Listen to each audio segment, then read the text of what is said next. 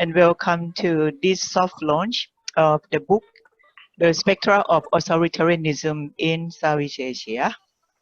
As you could see from the cover, the book was edited by Asmi Sharom and Magdalene Spooner. And maybe I just tell you how it was conceived. It was first conceived in 2017 during a meeting of Shapesea management team in Bangkok. So it took us quite a few years actually to come up with the book.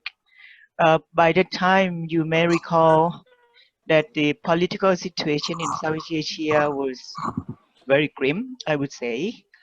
If Duterte took the presidency in the Philippines in 2017, we also saw the adoption of the 2017 constitution in Thailand with no sign for general elections. We also witnessed the strengthening of power of the former Prime Minister Najib in Malaysia, the repression and intimidation of oppositions and media in Cambodia before their general elections in 2018, just to name a few. Then we impacts on human rights works were by that time, of course, strongly felt, and I think we are still feeling it. We all our management team deem necessary to express our concerns through academic exercise, which is actually the book that we are launching today. As I said, it took us a bit longer than we first anticipated, but here it is, you got it. As Asmi wrote in the introduction, if some of you have read the book already, at least the introduction, the title of the books was suggested by myself. Asmi, Joel, and myself had been always competing in giving title to most, if not all, publications produced by the Southeast Asia Human Rights and Peace Study Network, or SIHAN, and Shapesea. Spectra is a plural of spectrum, and from political perspective, it means a broad range of varied but related ideas or objects, the individual features of which tend to overlap so as to form a continuous series or sequence. With this kind of definition that I got from a dictionary, the title reflects the fact that there are different types and shades of authoritarianism, especially we see in South Asia.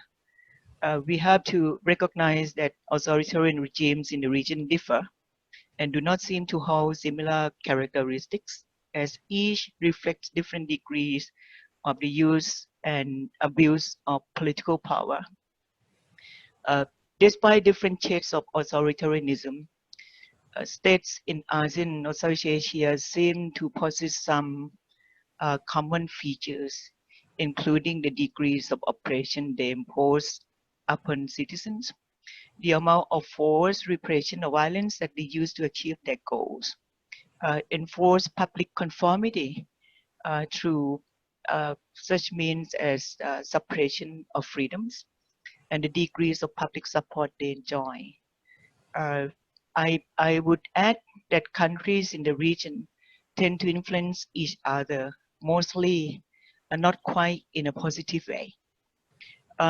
Asmi wrote in the introduction, and I quote, that authoritarianism and the erosion of liberal democratic practices is a worldwide phenomenon, but it is not a homogeneous one. The experience of Southeast Asia clearly exemplifies this.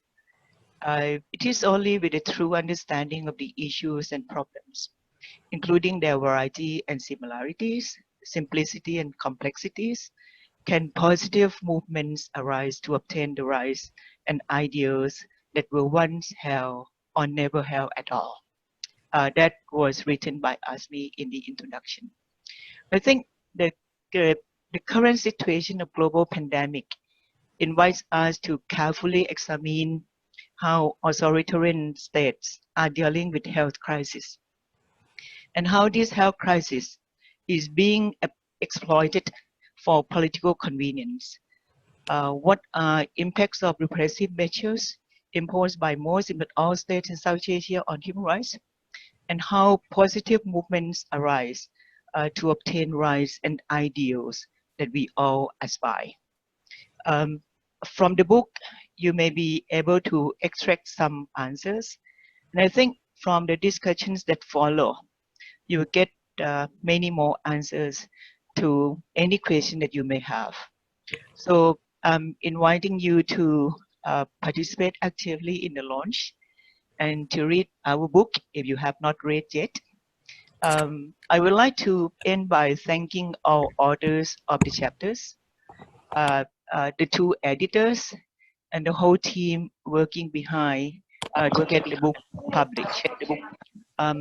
Last but not least, I would like to thank the Swedish International Development Cooperation Agency, SIDA, for their kind and continued support to our initiatives and this book project. So I now declare the book launch and hand over to Azmi to moderate the panel discussions. Thank you all very much indeed.